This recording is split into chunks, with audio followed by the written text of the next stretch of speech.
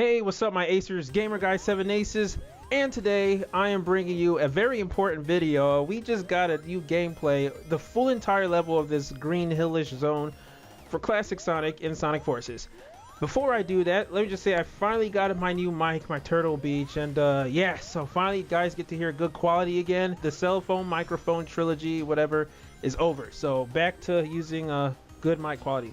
But anyway, I have a lot to say about this, and I want to analyze the whole level too. But first, I want to give my thoughts about it. And okay, I really don't want to sound like a hater or any of those, you know, Sonic tubers or Sonic fanboys that you guys have been hating on or love to hate. Because, you know, I don't like being negative on Sonic, but I gotta be honest with myself. I'm not gonna lie and overpraise something, you know, just to please you people. But like, I mean, I don't think this is bad anyway. It's just, it's a little underwhelming, and not because it's Green Hill again. I'll talk about that later, but the reason why I'm a little unimpressed with this is because I'm comparing this with Sonic Generations. You know, again, came out 6 years ago, made by the same team, Sonic team, and you guys cannot deny that that looks more impressive than this. This looks a little too linear, doesn't look as detailed, you know, despite the sand in the background. Just I don't know, and you can't say, oh, the engine, because Generations,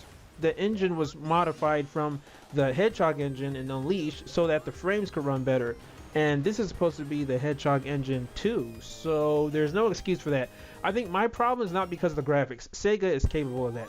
My problem is the aesthetics. The aesthetics remind me too much of Sonic Lost World, and I feel like ever since Sonic Lost World, you know, even in Sonic Runners, Sega has been sticking to that kind of cartoony, vibrant aesthetic. And I mean, I liked it for Lost World, but I don't want that to be a staple for Sonic games. Especially, this looks so much different than the level in modern Sonic's gameplay. This looks like it's an entirely different game, and I don't know, I have a slight problem with that. You know, you guys cannot deny that the graphics in Generations Classic Green Hill looks better than this, and it's because of the aesthetics. They're using Lost World aesthetics, and I don't so much like that. But anyway, and as for the level itself, like I said, is a little linear, like, and I know people said just wait and see, but this is the whole level. So I have to say I'm not that impressed with Classic Sonic's level here, but you know, I will remain optimistic. You know, I gotta see more. Maybe if Sega put a different level from Sonic 3 or something like Hydro City or something, maybe I'd like it more. But the main reason why I have a problem with this level is because it looks so much better in Generations. You know, if it wasn't for Generations, that game didn't exist, I would love this level. You know, like, I don't care if it's Green Hill Zone again. It's just that, just the way it looks, and I don't know. But yeah, but this is just making me more excited for the third character and how his gameplay is going to be. But anyway, I complained on Twitter that I can't stand this fan base. Like, okay, the same people that were complaining and shit, saying how, oh, this gameplay looks like shit, out of 5 fucking seconds of Green Hill Zone, now that you see the whole level, now all of a sudden you guys are hyped, saying, oh, this looks great, I can't wait. Like, you guys lack consistency. You're like what I said in my Twitter, and I'll put the tweet here. You guys are about as consistent as a prostitute that says I love you. At least I'm consistent. I was always iffy about stage, but I was like, okay, you guys are complaining about speed boosters and all this shit and stuff. Let's wait until we see the full level. Now we see the full level, and you guys are all like, oh, all is forgiven, Sega, I love this, it looks so much better. So either you guys are just not inconsistent, or you're just graphics horrors. Yes, the Nintendo Direct version did look a little plasticky, but I knew it was either because the Nintendo Direct, you know, the way it looked, it kind of compressed it, or it was a beta. But you guys were arguing with people who were saying that. Now all of a sudden you love this. Like, that's why I never take you Sonic fans seriously at all. You know, I do like how Classic Sonic plays, especially the way he moves.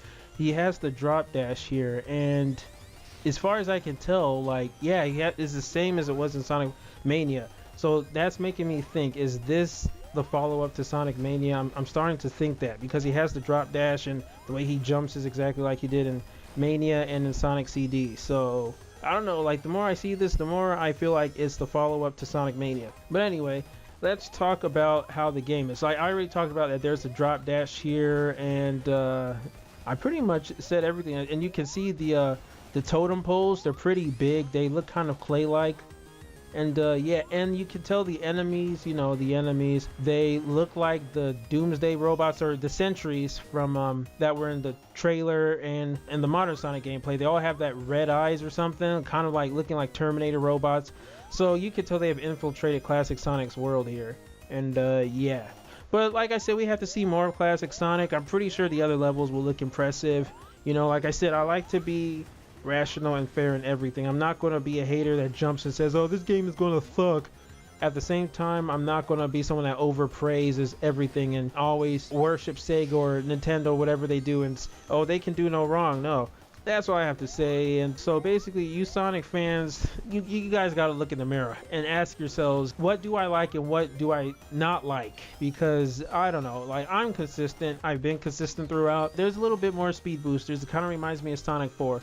It's just not as bad as Sonic 4, and but I never had a problem with the speed boosters. One guy did give me an excellent rebuttal. He said the reason why some people have a problem with the speed boosters is that in the classic games like Chemical Plant or whatever, the speed boosters, took you to like exhilarating high speeds. They brought you blistering speeds, so you knew that when you hit those speed boosters, you were going to go in speeds that you couldn't achieve by yourself. In these modern games, especially in DIMS games, the speed boosts don't take you in a higher speed. It's kind of like directional. So like, they just help you get over a loop, or they help you get in this high slope. So it's pretty much, it has a slight automation to it. And I did notice that, but it's not terrible. It doesn't destroy a game for me, so long as they don't put 5 speed boosters in a row like they did in Sonic 4. But that's all I have to say. I'm pretty sure I'll have more things to talk about this as the days go by. But yeah, I want to know, what are your guys' thoughts? Be honest, how does this level look like compared to Sonic Generations, and how do you feel? Do you love this level? Are you meh about it? Do you hate it? Or are you going to hold judgment till you see more of Sonic Forces?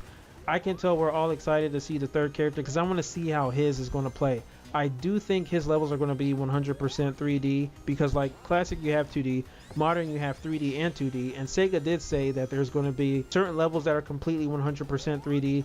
So I feel like that's going to be with the third character. Alright guys, if you like this video, smash the like button, comment, subscribe, all that good stuff. And until next time, swag out.